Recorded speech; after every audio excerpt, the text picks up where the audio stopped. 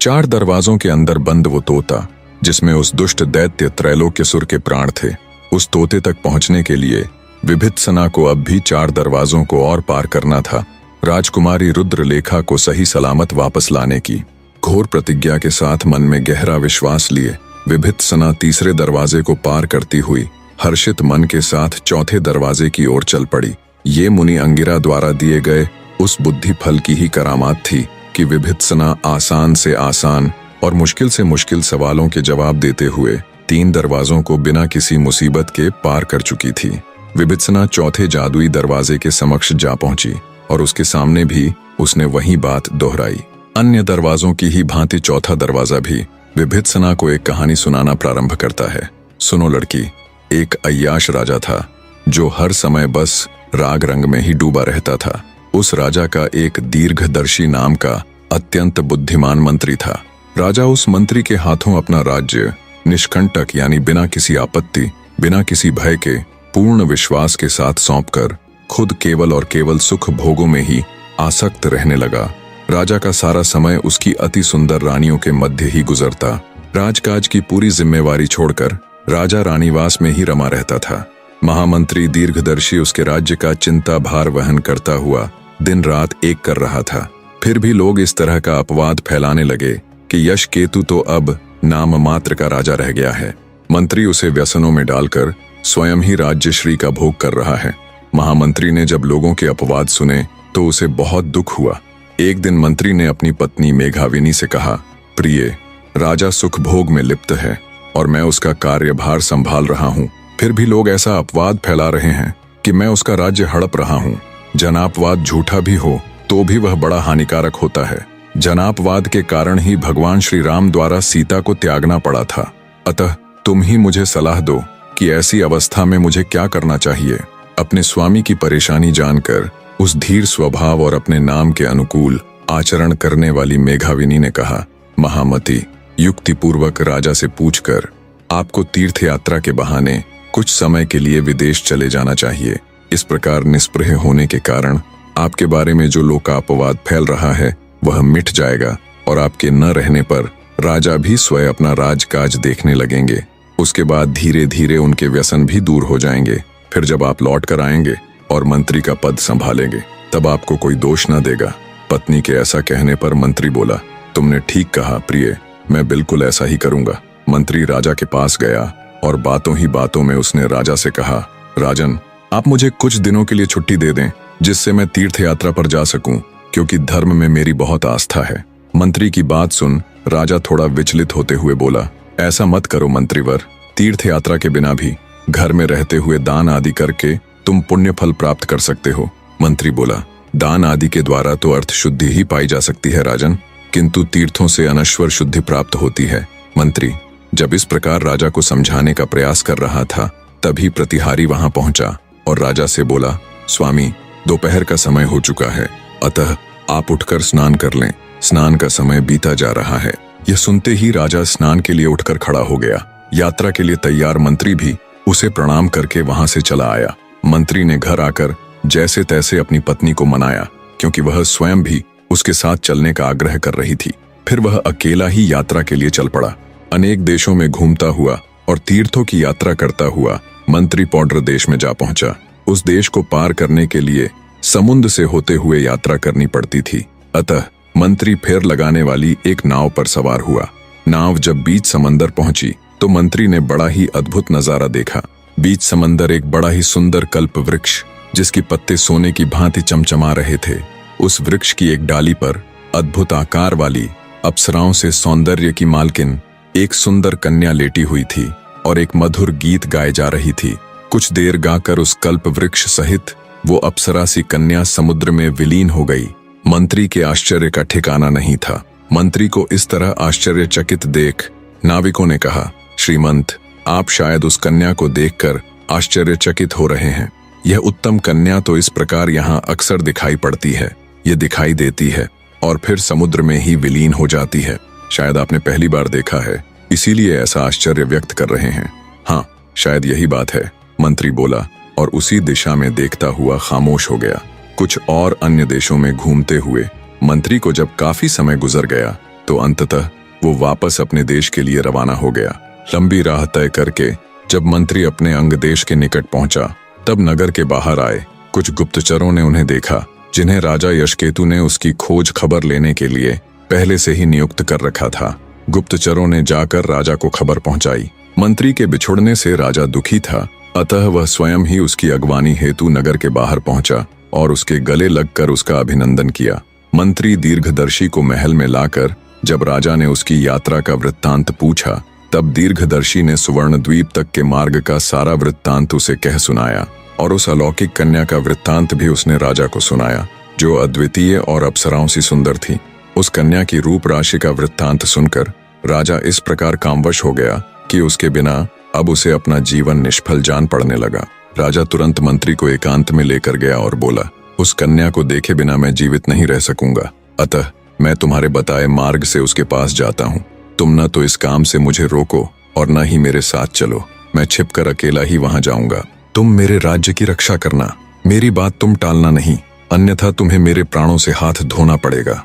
राजा ने अपनी बात के विरोध में मंत्री को कुछ कहने तक का मौका नहीं दिया और उसे बहुत दिनों से उत्सुक उसके परिजनों के पास भेज दिया। घर लौटकर पत्नी से मिलकर हंसी खुशी भरे वातावरण के होते हुए भी मंत्री दीर्घदर्शी उदास ही रहा, क्योंकि जब स्वामी असाध्य कार्य को तत्पर हो तब मंत्री कैसे खुश रह सकता है।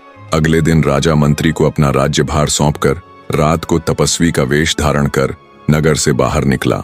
मंत्री के बताए मार्ग अनुसार कई देशों की यात्रा करता हुआ राजा आखिरकार कई दिन बाद पौंड्र देश पहुंच ही गया। अत्यंत उत्सुक होता हुआ राजा भी फिर लगाने वाली नाव में सवार हो गया। जहाज जब बीच समुद्र में पहुंचा, तब जल के भीतर से वही कल्प वृक्ष निकला, जिसके स्कंध पर वही अप्सराओं सी कन्या लेटी हुई गीत गा रही थी। राजा ने जब उसे देखा तो देखता ही रह गया, पर कुछ ही देर पश्चात वो कन्या वृक्ष सहित समुद्र में विलीन हो गई। उस सुंदरी का यूं आंखों से ओझल होना राजा को जरा भी बर्दाश्त ना हुआ। काम बाणों से आहत राजा बिना कुछ सोचे समझे उसके पीछे पीछे समुद्र में कूद पड़ा। राजा यशकेतु को उस महासमुद्र में अकस्मात एक अलौकिक नगर दिखाई पड़ा। ये देखकर वो बहुत आश्चर्यचकित हुआ। उस भव्य नगर में घूमते घूमते राजा उस सुंदरी को खोजने लगा, किंतु वह उसे कहीं दिखाई न दी। तब वह एक ऊंचे मणिभवन पर चढ़ गया और उसका द्वार खोलकर भीतर जा पहुंचा। भीतर उसने एक उत्तम रत्नों वाले बिस्तर पर सिर से पांव तक चादर ओढ़े किसी को सोते हुए देखा। कहीं यही तो नहीं है, ऐसा सोचते हुए उसने जैसे ही उसके मुंह से चादर हटाई, उसने अपनी मनचाही स्त्री को ही देखा। मुख से चादर हटते ही वह सुंदरी अचकचाकर उठ बैठी और घबराई हुई नजरों से राजा को देखने लगी। फिर उसने राजा से पूछा, आप कौन हैं और इस अगम्य रसातल में आप कैसे आ पहुंचे? आपके शरीर पर तो राज चिन्ह अंकित है, फिर आपने यह तपस्वी का वेश क्यों बना रखा है? तब राजा ने अपना परिचय दिया और आने का उद्देश्य भी बता दिया। फिर राजा ने उस सुंदरी से अपना परिचय देने को कहा तो सुंदरी बोली, हे महाभाग, मैं विद्याधरों के राजा सौभाग्यशाली मृगांक सेन की कन्या मृगांकवती हूँ। मेरे पिता न जाने किस कारण से मुझे इस नगर में अकेली छोड़कर नगर वासियों सहित जाने कहाँ चले गए हैं, इसलिए इस सूनी बस्ती में जी न लगने के कारण मैं समुद्र पर उतरकर यांत्रिक कल्पवृक्ष पर बैठी भवितव्य के गीत गाया करती हूँ। मृगांकवती के ऐसा कहने पर राजा ने उसे अपनी प्यार भरी बातों से इस तरह से रिझाया कि प्रेमवश होकर उसने उसी समय उस वीर राजा की पत्नी बनना स्वीकार कर लिया। उन दोनों ने वहीं तुरंत गंधर्व विवाह कर लिया। विवाह पश्चात राजा उस सुंदरी यानी मृगांकवती के साथ बड़े ही सुख चयन से कुछ दिनों तक समुद्र की थाह में बसे उसी भव्य नगर में रहता रहा। फिर एक दिन राजा ने मृगांकवती से वापस जाने का मार्ग पूछा। सुंदरी द्वारा बताए जाने पर राजा ने उस सुंदरी के गले में हाथ डाला और भव्य नगर के बीचों बीच बने उस तालाब में कूद पड़ा, जिससे वो उस सुंदरी के साथ अपने नगर के उद्यान के तालाब में जा निकला। वहां अपनी प्रिया के साथ आए राजा को उद्यान के मालियों ने देखा और प्रसन्न होते हुए उन्होंने मंत्री दीर्घदर्शी को इस बात की सूचना पहुंचाई। अपनी इच्छित स्त्री को साथ लेकर आए राजा को मंत्री बड़े ही आदर के साथ राजमहल में ले गया। मंत्री ने अपने मन में सोचा, राजा ने इस अलौकिक स्त्री को कैसे प्राप्त कर लिया, जिसे मैंने क्षण मात्र के लिए आकाश में चमकने वाली बिजली के समान देखा था। सच है कि विधाता जिसके ललाट पर जो कुछ लिख देता है, वह कितना ही असंभव होने पर भी उसे अवश्य ही प्राप्त कर लेता है। फिर भी मंत्री ने जब राजा से उस सुंदरी को प्राप्त करने के रहस्य के बारे में पूछा, तो राजा ने बड़ी प्रसन्नता पूर्वक सब बतला दिया और बोला, अपनी प्रिया को मैं इतने कष्ट उठाकर यहाँ लाया हूँ, अब वह हमेशा यहीं रहेगी। उस दिन दीर्घदर्शी जब अपने घर वापस आया तो उसी रात सोते समय हृदय फट जाने से उसकी मृत्यु हो गई। इतनी कथा सुनाकर चौथा दरवाजा बोला, बताओ लड़की, राजा यशकेतु का उद्धार होने पर भी उसके महामंत्री दीर्घदर्शी का हृदय क्यों विदीर्ण हो गया? क्या उसका हृदय इस शोक से फट गया कि उसे वह अलौकिक स्त्री नहीं मिल सकी, या फिर वह राज्य की इच्छा रखता था और राजा के वापस लौट आने का दुख उससे बर्दाश्त ना हुआ? अत्यंत विडंबना भरे इस प्रश्न का बड़े ही सहज भाव से उत्तर देते हुए विभित्सना बोली, हे दरवाजे, उत्तम चरित्र वाले उस मंत्री श्रेष्ठ के लिए इन दोनों में से कोई भी बात उचित नहीं जान पड़ती। इसके विपरीत उसने यह सोचा होगा कि जो राजा केवल साधारण स्त्री में लिप्त होकर राज्य को भूल गया था, अब उस अलौकिक स्त्री के आने पर उसका हाल क्या होगा। मंत्री ने राजा को फिर से राजकाज संभालने के लिए जितना प्रयत्न किया, जितना वो देश विदेश घुमा फिरा, आखिरकार सब उल्टा ही पड़ गया। विभित्सना के जवाब को सुन चौथा दरवाजा बोला, मान गए लड़की, वाकई में तुम्हारा जवाब नहीं। इस जवाब के साथ चौथा दरवाजा भी खुल चुका था। अब उस दुष्ट दैत्य त्रैलोक्यसुर के अंत के बीच सिर्फ 3 दरवाजे खड़े थे। विभित्सना आत्मविश्वास के साथ उत्सुकतावश 5वें दरवाजे के पास जा पहुंची। 5वां दरवाजा एक अदम्य सी लड़की को यहाँ तक पहुंचा देख आश्चर्यचकित था। प्रारंभिक वार्ता के बाद 5वां दरवाजा भी विभित्सना को अपनी गुत्थी रूपी कहानी सुनाना प्रारंभ करता है। एक राजा की 3 पत्नियां थीं। तीनों ही पत्नियां अत्यंत सुंदर थीं। उन तीनों में से ये बताना बहुत ही मुश्किल था कि कौन सी रानी अधिक सुंदर है और कौन सी कम। राजा धर्मध्वज को अपनी तीनों पत्नियां इंद्रलेखा, तारावली और मृगांकवती समान रूप से प्रिय थीं। राजा उनके साथ रहकर बड़े आनंद पूर्वक अपने राज्य का संचालन करता था। एक बार जब बसंत काल का उत्सव आया, तब वह राजा अपनी तीनों पत्नियों के साथ क्रीड़ा करने के लिए उद्यान में गया। बाग में फूलों से झुकी लताएं अपनी अलग ही छटा बिखेर रही थीं। वे बिल्कुल कामदेव के धनुष के समान लग रही थीं। भौरे बड़ी मस्ती के साथ फूलों का रस पान कर रहे थे। इस अत्यंत लुभावने वातावरण के बीच बड़ी मस्ती के साथ राजा अपनी तीनों पत्नियों के साथ क्रीड़ाएं कर रहे थे। राजा ने खेल ही खेल में रानी इंद्रलेखा की चोटी पकड़कर खींची, जिससे उसके कानों पर से कमल का फूल खिसक कर उसकी गोद में आ गिरा। गोद में गिरे उस पुष्प मात्र से ही अत्यंत कोमल रानी इंद्रलेखा की जांघ पर घाव हो गया और वह हाय हाय करती हुई मूर्छित हो गई। ये देखकर राजा घबरा गया। उसने तुरंत जल मंगवाकर पानी के कुछ छींटे रानी के मुंह पर मारे तो रानी होश में आई। अनंतर राजा उसे अपने महल में लाया और राजवैद्य से उसका उपचार करने को कहा। तो वैद्य तत्काल ही रानी के उपचार में जुट गए। उस रात इंद्रलेखा की हालत देखकर राजा अपनी दूसरी पत्नी तारावली के साथ चंद्रप्रासाद नामक अपने दूसरे महल में गया। वहां तारावली राजा की गोद में सो गई। सोती हुई रानी के वस्त्र थोड़े इधर उधर हो गए, जिस कारण उसके शरीर पर खिड़की की जालियों से होकर चंद्रमा की किरणें पड़ गईं। किरणों के स्पर्श मात्र से ही अत्यंत नाजुक रानी तारावली जाग उठी और हाय जल गई कहती हुई अचानक पलंग से उठकर अपने अंग मलने लगी। घबराकर राजा भी उठ बैठा। राजा ने देखा तो पाया रानी तारावली के उस अंग पर सचमुच ही फफोले पड़ गए थे। राजा ने तुरंत परिचारिकाएं बुलाई। परिचारिकाओं यानी सेविकाओं ने रानी के लिए गीले कमल पत्रों की सेज बिछाई और उसके शरीर पर चंदन का लेप लगाया। इसी बीच राजा की तीसरी पत्नी यानी रानी मृगांकवती भी जाग उठी। तारावली के कक्ष से आती आवाजें सुनकर उसकी नींद उचट गई थी। राजा के पास जाने की इच्छा से वह अपने कक्ष से निकलकर तारावली के कक्ष की ओर चल पड़ी।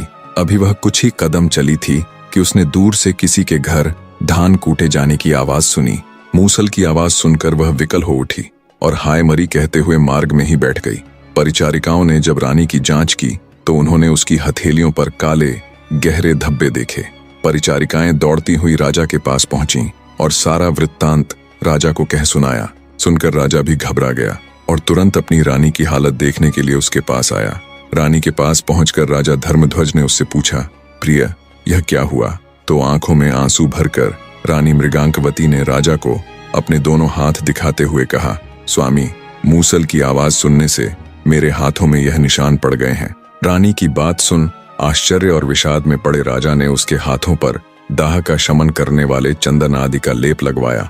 राजा सोचने लगा, मेरी एक रानी को कमल के गिरने से घाव हो गया, दूसरी के चंद्रमा की किरणों से अंग जल गए। और इस तीसरी के हाथों में मूसल की ध्वनि सुनने मात्र से ही ऐसे निशान पड़ गए जैसे पता नहीं उसने उस भारी मूसल से कितने ही दिन काम किया हो। देवयोग से मेरी इन तीनों ही प्रियाओं का अभिजात्य गुण ही इनके दोष का कारण बन गया। राजा ने वह रात बड़ी कठिनाई से काटी। सवेरा होते ही उसने राज्य भर के सभी कुशल वैद्यों और शल्य क्रिया करने वालों को बुलवाया और अपनी रानियों का उपचार करने को कहा। उन वैद्यों और शल्य क्रिया जानने वालों के संयुक्त प्रयास से जब रानियां शीघ्र ही स्वस्थ हो गईं, तब राजा निश्चिंत हुआ। इतनी कथा सुनाते हुए 5वां दरवाजा विभित्सना से बोला, अब तुम मुझे यह बतलाओ लड़की कि राजा की तीनों रानियों में सबसे अधिक सुकुमारी कौन सी थी। दरवाजे की बात सुन बिना एक भी पल गवाए विभित्सना बोली, हे दरवाजे, ये तो बड़ा ही सरल प्रश्न था। राजा की तीनों पत्नियों में सबसे सुकुमारी थी रानी मृगाकवती, जिसने मूसल को छुआ भी नहीं और केवल उसकी आवाज मात्र से ही उसके हाथों में दाग पड़ गए थे। बाकी दोनों को तो कमल एवं चंद्र किरणों के स्पर्श से घाव तथा फफोले हुए थे, अतः वे दोनों उसकी बराबरी नहीं कर सकती। विभित्सना के जवाब के साथ ही 5वां दरवाजा भी खुल चुका था। अब उस तोते तक पहुंचने के लिए उसे सिर्फ 2 दरवाजे पार करने बाकी थे। प्रिय दर्शकों, अभी अकेला ही काम करने वाला हूं तो कहानियां थोड़ी लेट हो जाती होंगी, पर चिंता न करें, आपके इतने प्यार को देखते हुए जल्द ही इस समस्या का भी निवारण करने की कोशिश रहेगी। तब तक थोड़ा एडजस्ट करना और इस भाग के ऊपर अपनी राय देना ना भूलिएगा। धन्यवाद मेरे प्रिय दर्शकों।